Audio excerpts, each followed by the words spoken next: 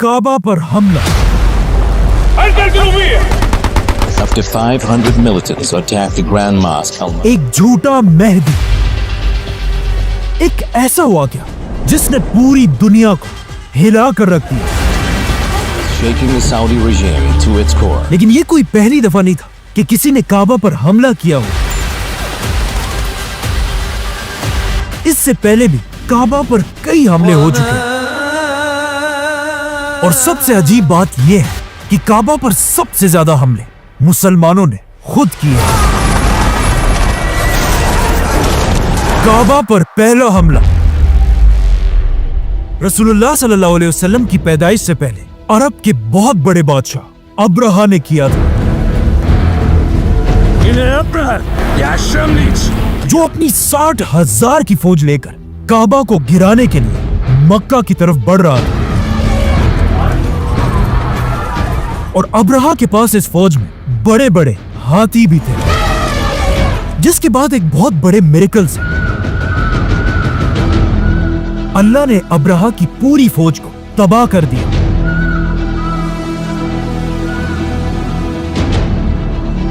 और काबा को बचा लिया, जिसे हम पहले ही एक्सप्लेन कर चुके हैं। अब अब्राहा तो इस पूरे हमले में काबा को कोई नुकसान नहीं पहुंचा पाया, लेकिन काबा पर दूसरे हमले में पहली बार काबा को आग लगा दी गई। और जिस बंदे ने काबा पर यह हमला किया उसे हम सब बहुत अच्छी तरह जानते हैं, और उसका नाम था यजीद। यजीद के बादशाह बनते ही उसकी फौज ने करबला के मैदान में इमाम हुसैन रज़ियल्लाहु तआला अन्हु और रसूलुल्लाह सल्लल्लाहु अलैहि वसल्लम के खानदान को बहुत ही बेदर्दी से शहीद कर दिया था। लेकिन करबला के वाक़ये के बाद भी यजीद रुका नहीं, क्योंकि जैसे ही लोगों को इमाम हुसैन रज़ियल्लाहु तआला अन्हु की शहादत का पता चलने लगा, लोग यजीद की बादशाहत के खिलाफ हर जगह खड़े होने लगे, जिसमें यजीद के खिलाफ सबसे बड़ी बगावत रसूलुल्लाह सल्लल्लाहु अलैहि वसल्लम के शहर मदीना में हुई। मदीना के लोग, जो ज्यादातर सहाबा और सहाबा की औलाद थे, उन्होंने करबला के वाक़ये के कुछ ही अरसे बाद मदीना में उमैया खानदान के हेडक्वार्टर पर हमला किया और वहां से जबरदस्ती सारे बनु उमैया के लोगों को बाहर निकाल दिया। लेकिन जैसे ही बनु उमैया के कैपिटल दमास्कस में बादशाह यजीद को इस बात का पता चला, तो उसने फौरन अपनी फौज को मदीना पर हमले के लिए रवाना किया। मदीना पर हमला करो। और उन्हें हुक्म दिया कि अगर 3 दिनों के अंदर अंदर मदीना के लोग मुझे अपना बादशाह ना माने, तो फिर मेरी तरफ से तुम्हें पूरी इजाजत है कि तुम मदीना के अंदर घुसकर वहां जिसे चाहे मार दो और मदीना के घरों को लूट लो। जैसे यजीद की फौज मदीना के पास पहुंची, वो ये देखकर हैरान रह गए कि मदीना वालों ने एक बार फिर मदीना के सामने वही खंदक दोबारा बनाई थी, जो इससे बहुत साल पहले रसूलुल्लाह सल्लल्लाहु अलैहि वसल्लम ने जंगे खंदक में बनाई थी। लेकिन वो खंदक काफिरों से बचने के लिए थी और ये मुसलमानों से। लेकिन इस बार यजीद की फौज से मदीना की खंदक मुसलमानों को नहीं बचा सकी, जिसके बाद यजीद की फौज ने मदीना में घुसकर 3 दिन तक सहाबा और उनके बेटों का कत्ले-आम किया। और यजीद के हुक्म से मदीना में सहाबा के घरों को लूट लिया। और कुछ किताबों में तो यहां तक लिखा है कि यजीद की फौज ने मदीना में कुछ औरतों का रेप भी किया। यजीद के इस जुल्म से मदीना से कुछ लोग अपनी जान बचाकर मक्का की तरफ भाग गए, जहां उस वक्त एक बहुत बड़े सहाबी अब्दुल्लाह बिन जुबैर रज़ियल्लाहु तआला अन्हु भी यजीद के खिलाफ खड़े हुए थे और उन्हें खलीफा मानने से इनकार कर दिया था। तो अब रसूलुल्लाह सल्लल्लाहु अलैहि वसल्लम के शहर मदीना को तबाह करने के बाद भी यजीद को कोई शर्म नहीं है और उसने दोबारा अपनी फौज को हुक्म दिया कि अब मदीना से मक्का की तरफ जाओ और वहां उस बड़े सहाबी अब्दुल्लाह बिन जुबैर को पकड़कर मार दो। लेकिन मक्का पर कब्जा करना कोई आसान काम नहीं था। मक्का में अब्दुल्लाह बिन जुबैर रज़ियल्लाहु अन्हु अपने साथियों के साथ मक्का को डिफेंड करने के लिए बहादुरी से खड़े थे।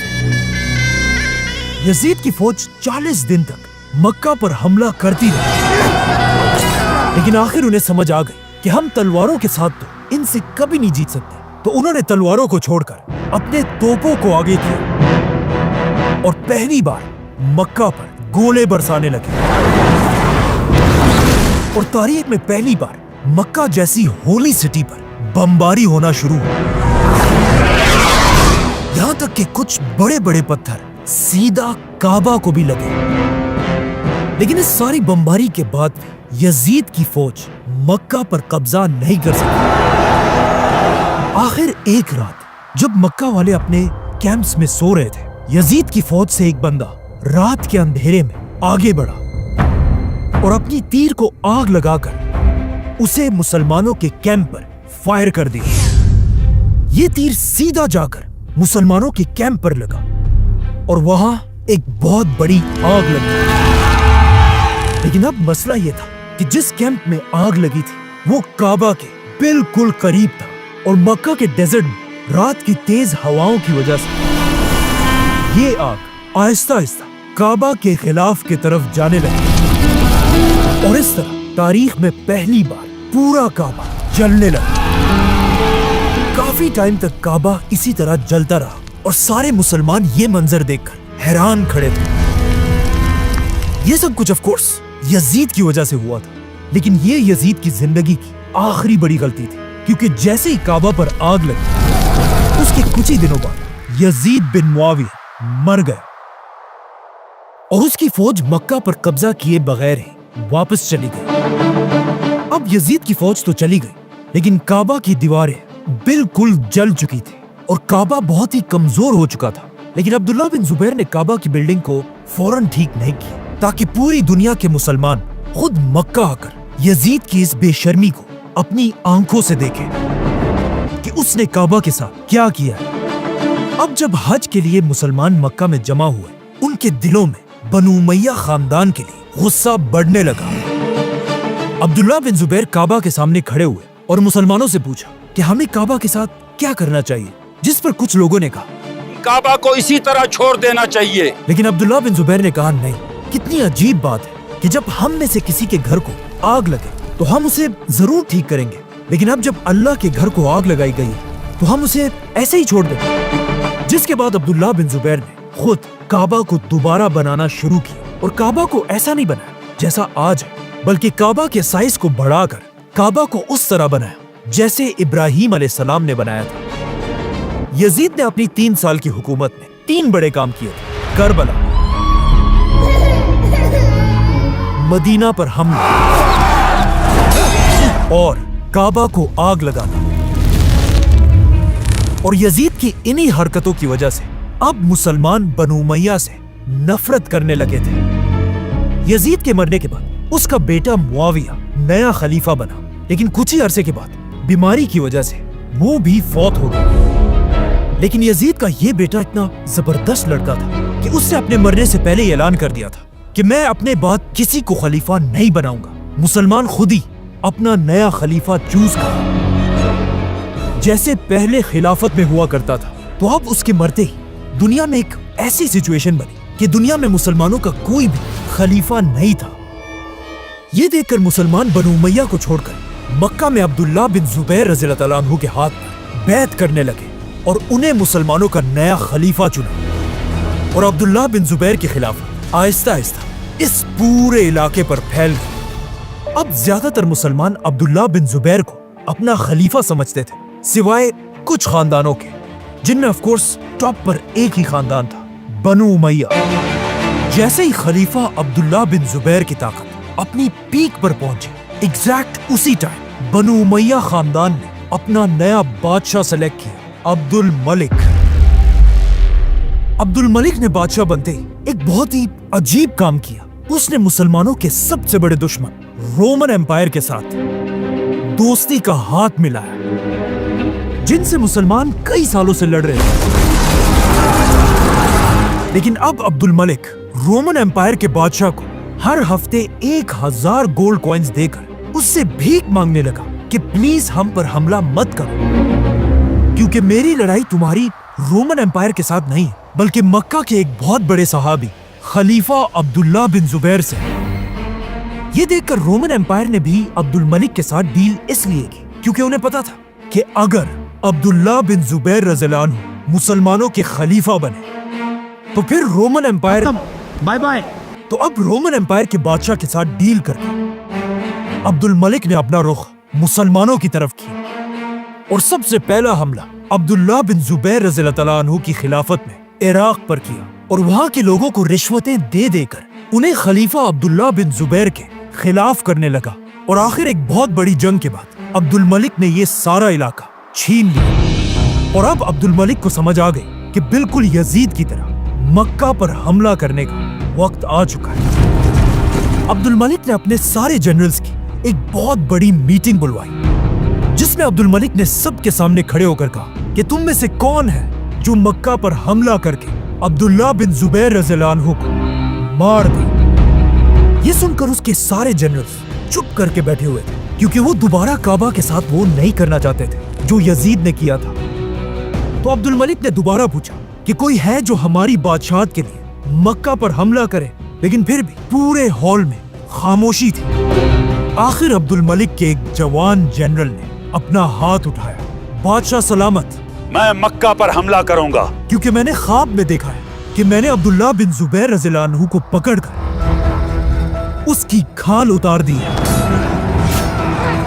عبد الملک کے اس بے شرم جنرل کا نام ہم سب نے بچپن سے سنا ہے اور اس جنرل کا نام تھا حجاج بن یوسف. عبد الملک حجاج کی یہ باتیں سن کر بہت خوش ہوا اور حجاج بنو امیہ کی فوج لے کر فل سپیڈ مکہ کی طرف بڑھنے لگا اور مکہ کو ہر طرف سے گھیر لیا. اینڈ اگین حجاج بھی عبداللہ بن زبیر رضی اللہ عنہ سے تلواروں کے ساتھ جنگ نہیں کر سکا تو حجاج نے بھی مکہ کے پہاڑوں پر اپنے توپوں کو کھڑا کیا اور مسجد الحرام پر بمباری شروع کی. حجاج نے مکہ کی مسجد پر اتنے پتھر برسائے کہ ایک پتھر سیدھا جا کر کعبہ کو لگا. کہا جاتا ہے جیسے یہ پتھر کعبہ کو لگا آسمان میں بجلی کھڑکنے لگی.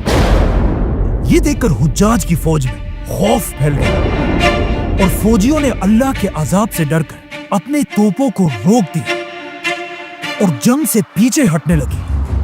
یہ دیکھ کر حجاج خود آگے بڑھا اور اپنے ہاتھوں سے پتھر اٹھا کر توپ میں رکھا اور دوبارہ کعبہ پر بمباری کرنے لگا اور اپنی فوج سے کہا کہ ڈرو مت, ان بجلیوں کا مطلب ہے کہ اللہ ہمارے ساتھ ہے. یہ دیکھ کر اس کی فوج بھی آگے بڑھی اور دوبارہ کعبہ پر 5 توپوں سے حملہ کرنے لگے. اب کعبہ پر ایک ہی وقت میں بہت سارے گولے برس رہے تھے جسے دیکھ کر لوگ اپنے آپ کو بچانے کے لیے کعبہ سے دور بھاگنے لگے.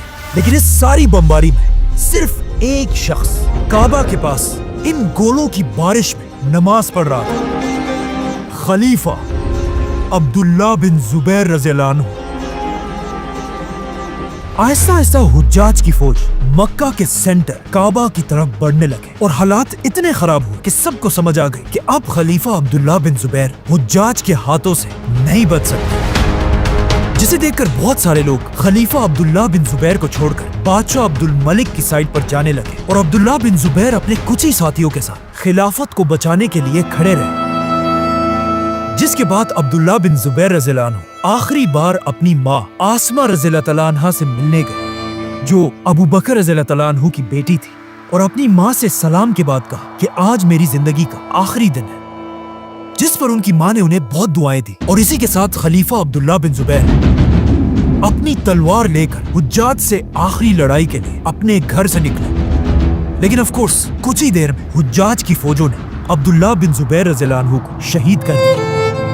لیکن خلیفہ کو مارنے کے بعد بھی حجاج کا غصہ ٹھنڈا نہیں ہوا. اس نے عبداللہ بن زبیر کا سر کاٹ کے اسے بنو امیہ کے بادشاہ عبد الملک کی طرف ایک گفٹ کے طور پر روانہ کیا اور عبداللہ بن زبیر کے جسم کو مکہ کے ایک کھمبے پر الٹا لٹکا دیا تاکہ سارے مسلمان یہ بات اچھی طرح جان لیں کہ بنو امیہ کے خلاف بغاوت کرنے کا انجام کیا ہوگا. جس کے بعد حجاج نے حکم دیا کہ عبداللہ بن زبیر کی ماں اسمہ بنت ابو بکر کو بالوں سے گھسیٹ کر میرے پاس لایا جائے. لیکن جب وہ نہیں آئی حجاج خود ان کے پاس گیا اور ان سے کہا کہ دیکھا آپ نے کہ میں نے آپ کی گمراہ بیٹے کو کیسے قتل کیا. तो उन्होंने जवाब दिया कि हाँ, तुमने मेरे बेटे की दुनिया तबाह कर दी और उसने तुम्हारी आखिरत। इस तरह जो खिलाफत पहले खलीफा अबू बकर रज़ियल्लाहु तआला अन्हु के साथ शुरू हुई थी, वो आज उन्हीं के नवासे अब्दुल्लाह बिन जुबैर रज़ियल्लाहु अन्हु के साथ खत्म हो गई। अब चाहिए तो ये था कि बादशाह अब्दुल मलिक काबा पर बमबारी करने की वजह से हुज्जाज को कोई तो सजा देता, लेकिन नहीं, काबा पर बमबारी के बाद अब्दुल मलिक ने हुज्जाज को सजा देने की बजाय उसे पूरे इराक और ईरान का गवर्नर बना दिया। जाने से पहले हुज्जाज ने काबा को गिराकर उसे दोबारा पुराने स्टाइल में बनाया और आज तक काबा उसी तरह खड़ा है। मतलब बनु उमय्या ने सिर्फ 10 साल के अंदर अंदर काबा पर 2 बड़े हमले किए थे, लेकिन अगले 300 साल तक किसी ने भी काबा पर दोबारा हमला करने की हिम्मत नहीं की। आखिर ऑलमोस्ट 300 साल के बाद काबा पर चौथा बड़ा हमला हुआ कि जब अरब में एक नया एक्सट्रीमिस्ट फिरका बना और उन्होंने अपने कैपिटल बहरीन से ऐलान किया कि दुनिया में हमारा मेहदी आ चुका है और जो भी हमारे इस मेहदी को मेहदी नहीं मानेगा उसे हम मुसलमान समझते ही नहीं। लेकिन ऑफ कोर्स उस वक्त की मुसलमान सुपर पावर अब्बासी खिलाफत ने उनके मेहदी को नहीं माना, तो उन्होंने गुस्से में आकर मक्का पर हज के दिनों में हमला कर दिया और हजारों हाजियों को मारकर उन्हें जमजम के कुएं में फेंक दिया। लेकिन यहाँ भी वो रुके नहीं, बल्कि उन्होंने काबा के अंदर घुसकर उसे लूटना शुरू किया। उन्होंने काबा का दरवाजा और इवन हजरे अस्वद को भी चोरी कर लिया और उसे लेकर वापस अपने कैपिटल बहरीन ले गए। और ये इतनी अजीब बात थी कि अगले 22 इयर्स तक हजरे अस्वद काबा में नहीं बल्कि इन्हीं लोगों के पास था और 22 साल तक लोग बगैर हजरे अस्वद के काबा का तवाफ करते थे। लेकिन बिल्कुल बनु उमय्या की तरह अब्बासी खिलाफत को भी काबा की कोई परवाह नहीं थी और वो हजरे अस्वद को छोड़कर अपनी अयाशियों में गुम थे। लेकिन आखिर 22 साल के बाद इन लोगों से डील करके हजरे अस्वद को दोबारा काबा में लगाया गया, जहां वो आज तक पड़ा है।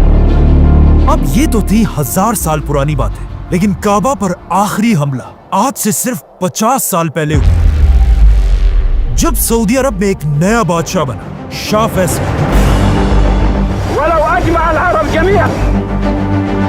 लेकिन बादशाह बनते ही शाह फैसल ने कुछ ऐसे काम करना शुरू किए जिससे सऊदी उलमा उनके खिलाफ होने लगे। शाह फैसल ने सऊदी में लड़कियों के स्कूल बनाए, यूनिवर्सिटीज बनाए और इवन सऊदी का पहला टीवी चैनल बनाया। लेकिन सऊदी उलमा उस जमाने में इन सारी चीजों को हराम समझते थे, तो सऊदी उलमा आहिस्ता आहिस्ता लोगों को शाह फैसल के खिलाफ भड़काने लगे और हर जगह फैसल के खिलाफ प्रोटेस्ट होने लगे।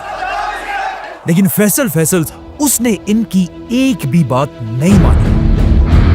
लेकिन फिर भी ये उलमा फैसल के खिलाफ कभी भी बगावत नहीं करना चाहते थे। लेकिन इनके कुछ यंग स्टूडेंट्स के जहनों में सऊद खानदान के खिलाफ बगावत करने की आग भड़कने लगी थी और बादशाह फैसल के शहीद होते इन्हीं के एक यंग स्टूडेंट जुहैमान अपने साथियों के साथ सऊद खानदान के खिलाफ बगावत करने की तैयारी कर रहा था। उसे बस अब एक मौके का इंतजार था और आखिर उसे ये मौका मिल गया।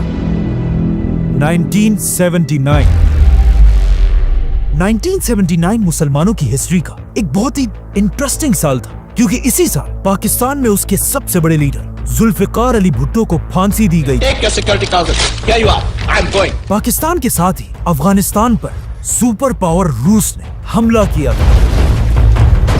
अफगानिस्तान के पास ईरान में 40 साल की हुकूमत खत्म करने के बाद एक नया लीडर बना, आयतुल्लाह खुमैनी। और उसी के पास इराक में भी अरब का एक बहुत बड़ा लीडर आया, सद्दाम हुसैन। अब जब दुनिया में इतना सब कुछ हो रहा था, तो इन सऊदी स्टूडेंट्स ने भी सोचा कि यही वक्त है सऊदी हुकूमत को गिराने का, जिसके बाद उन्होंने एक बहुत ही खतरनाक प्लान बनाया। अचानक एक बिल्कुल नॉर्मल आम से दिन, जब मक्का की ग्रैंड मस्जिद में इमाम फजर की नमाज पढ़ा रहा था, जुहैमान आगे बढ़ा और काबा के इमाम से माइक छीनकर ऐलान किया, ए दुनिया के मुसलमानों, हम सबको जिसका बेसब्री से इंतजार था, वो मेहदी आ चुका है और वो आज यहीं पर हम सब के साथ खड़ा है, जिसका नाम है मुहम्मद बिन अब्दुल्ला। अब ये इतना परफेक्ट प्लान था क्योंकि रसूलुल्लाह सल्लल्लाहु अलैहि वसल्लम की एक हदीस है जिसमें उन्होंने फरमाया था कि मेहदी का नाम बिल्कुल मेरे नाम जैसा होगा, मतलब मुहम्मद। اور مہدی کے باپ کا نام بھی میرے باپ کے نام جیسا ہوگا، مطلب عبداللہ۔ اور اب مکہ میں کھڑے اس مہدی کا نام بھی محمد بن عبداللہ تھا۔ جیسے ہی جوہیمان نے اعلان کیا، اس کے 500 ساتھیوں نے اپنے گنز نکال لیے اور مسجد کو ہر طرف سے گھیر لیا، اور ان کے کچھ ساتھی سنائپرز لے کر مسجد کے میناروں پر کھڑے ہوئے۔ ان گنز کو وہ اس سب سے پہلے کنسٹرکشن کی گاڑی اور تابوتوں میں مسجد کے اندر لائے تھے، اور ان گنز کو یوز کر کے یہ لوگ کعبہ کے گارڈز کو مارنے لگے، جس سے آف کورس وہاں پر کھڑے عام مسلمان چیخنے لگے۔ لیکن اس فیک مہدی کے آرڈرز پر اس کے فالوورز ان عام مسلمانوں پر گولیاں چلانے لگے، اور اس طرح انہوں نے کچھ ہی دیر میں ہزاروں مسلمانوں کو مسجد کے اندر ہی قیدی بنا لیا۔ جب سعودی حکومت کو اس سب کا پتہ چلا، پہلے تو وہ مسجد حرام پر حملہ کرنے سے ڈر رہے تھے، لیکن پھر انہوں نے سعودی کے سب سے بڑے عالم شیخ بن باز سے اجازت مانگی، جس پر شیخ بن باز نے انہیں اجازت دے دی اور کہا کہ یہ کوئی مہدی نہیں بلکہ صرف ایک جھوٹا ٹیررسٹ ہے۔ جس کے بعد سعودی فوج نے مسجد میں اس فیک مہدی پر حملہ کر دیا، لیکن وہ یہ دیکھ کر حیران رہ گئے کہ اس فیک مہدی کے فالوورز کو 100% یقین تھا کہ یہی اصل مہدی ہے، اور وہ اس فیک مہدی کے لیے اتنی بہادری سے لڑے کہ آسانی سے انہوں نے سعودی فوج کو پیچھے دھکیل دیا۔ اب جب جوہیمان نے دیکھا کہ وہ تو سعودی فوج سے یہ جنگ جیت رہا ہے، تو وہ آگے آیا اور دنیا کے سامنے اپنے ڈیمانڈز رکھے۔ ویسٹ کے ساتھ سارے تعلقات توڑ دیے جائیں، امریکہ کو ساری تیل بیچنا بند کر دی جائے، اور سعودی عرب کا بادشاہ ہمارے اس مہدی کے سامنے سرنڈر کرے۔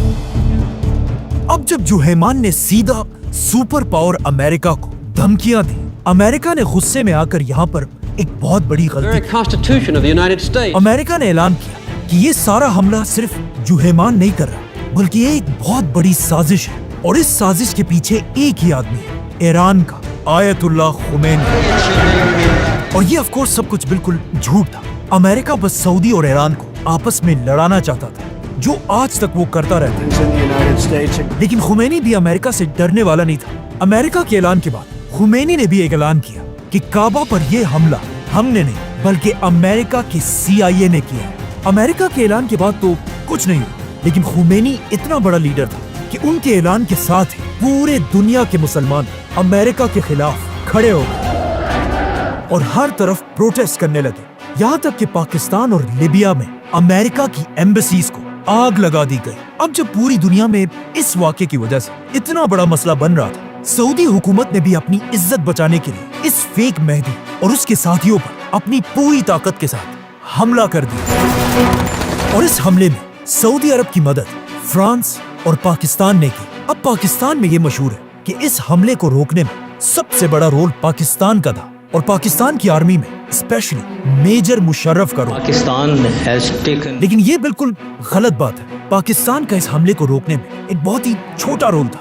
اینی ویز، جیسے ہی سعودی نے اپنا دوسرا حملہ شروع کیا، آہستہ آہستہ یہ فیک مہدی اور اس کے ساتھ پیچھے ہٹنے لگے، اور سعودی آرمی نے مسجد کی دیواروں میں سوراخ کر کے ان ٹیررسٹ کی طرف گرنیڈز پھینکے، جس سے اتنے زیادہ لوگ مرنے لگے کہ ان باغیوں کا مورال بالکل ٹوٹنے لگا، جسے دیکھ کر آخر یہ فیک مہدی خود آگے بڑھا اور اپنے ہاتھوں سے ان گرنیڈز کو اٹھا کر واپس سعودی فوج پر پھینکنے لگا، جسے دیکھ کر اس کے فالوورز کا یقین اور بھی بڑھ گیا کہ یہی اصل مہدی ہے۔ لیکن جیسے ہی اس مہدی نے اگلا گرنیڈ اٹھایا اور اسے پھینکنے کے لیے اپنا ہاتھ پیچھے کیا، وہ گرنیڈ اس کے ہاتھ میں پھٹ گیا، اور اپنے آپ کو مہدی کہنے والا محمد بن عبداللہ مر گیا۔ اس فیک مہدی کے مرتے ہی اس کے ساتھیوں کے سارے خواب ٹوٹ گئے، اور انہیں سمجھ آ گئی کہ ان کے ساتھ ایک بہت بڑا دھوکہ ہو گیا ہے۔ لیکن اب سرنڈر کرنے کا آپشن ان کے پاس نہیں تھا، تو وہ لڑتے لڑتے آخر مسجد کے بیسمنٹ پر پہنچے اور وہاں دوبارہ آخری دم تک لڑنے لگے۔ لیکن فرانس کی آرمی کے ٹیئر گیسز کی وجہ سے ان سارے باغیوں کو بے ہوش کر کے پکڑ لیا گیا، اور اس پورے حملے کا ماسٹر مائنڈ جوہیمان بھی پکڑا گیا۔ کہا جاتا ہے اس کے بعد وہ سعودی آرمی کے سامنے بھیک مانگنے لگا کہ مجھ سے بہت بڑی غلطی ہوئی، میرا واقعی میں خیال تھا کہ یہی آدمی مہدی ہے۔ لیکن سعودی انٹیلیجنس کے چیف اور بادشاہ فیصل کے بیٹے نے اسے کہا کہ اب بہت دیر ہو چکی، جس کے بعد ان سارے باغیوں کے पूरी दुनिया के सामने सर काट दिए गए। इस तरह हिस्ट्री में काबा पर 5 बड़े हमले हुए थे, जिसमें सिर्फ एक अब्राहा के अलावा बाकी सारे मुसलमानों ने खुद किए थे। सब्सक्राइब